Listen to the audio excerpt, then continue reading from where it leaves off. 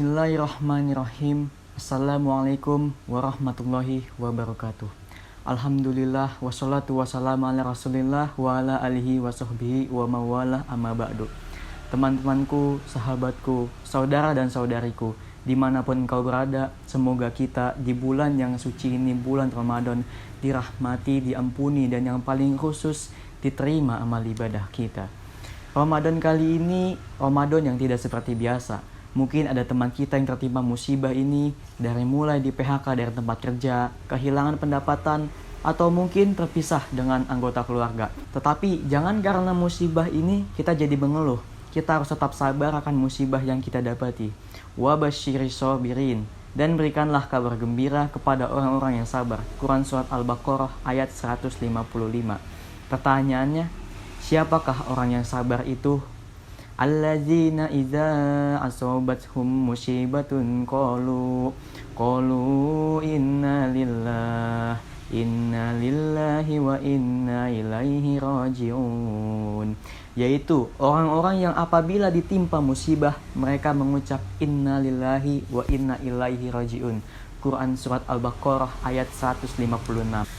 Apa sih balasan untuk orang yang bersabar itu? Kita lihat ayat di sebelahnya.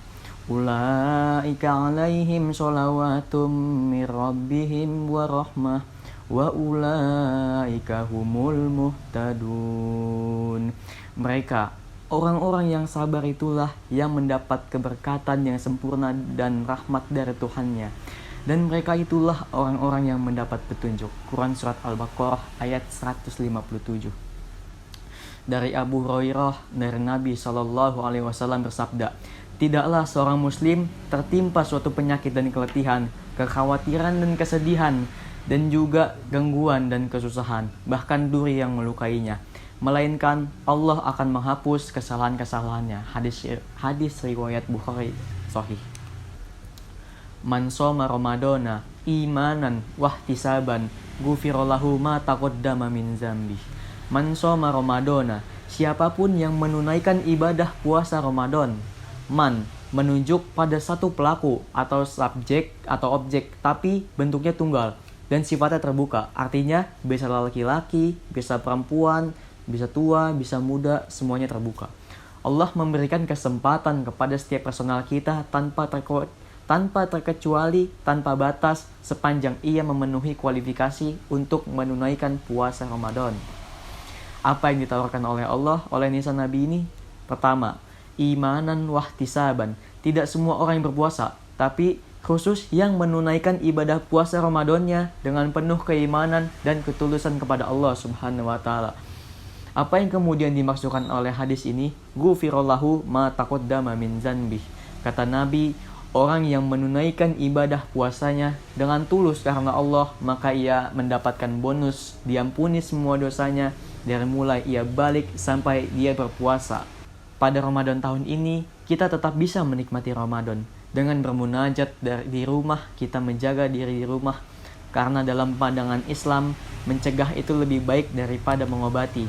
Mencegah dari segala sesuatu yang berbahaya, apalagi dalam kondisi wabah seperti ini. Wabah seperti ini bukan pertama kali terjadi. Seperti kisah Imam Ibnul Jauzi pada tahun 440 Masehi, pernah mengalami kondisi serupa seperti sekarang. Saat itu digambarkan masjid hingga pasar ditutup, sampai jalan-jalan sepi, tidak ada orang yang melintas. Dan kondisi ini sudah terjadi berkali-kali. Banyak orang yang masih meributkan masalah-masalah seperti tidak boleh meninggalkan sholat Jumat, karena kita takut dengan Allah, bukan takut dengan virus corona. Abdullah bin Abbas pernah menggambarkan, ketika turun hujan besar, ganti kalimat hayya 'alas shalah dengan shollu fi buyutikum. Sholatlah di rumah kalian masing-masing. Tetapi ada yang mengingkari dan mendatangi Abdullah bin Abbas.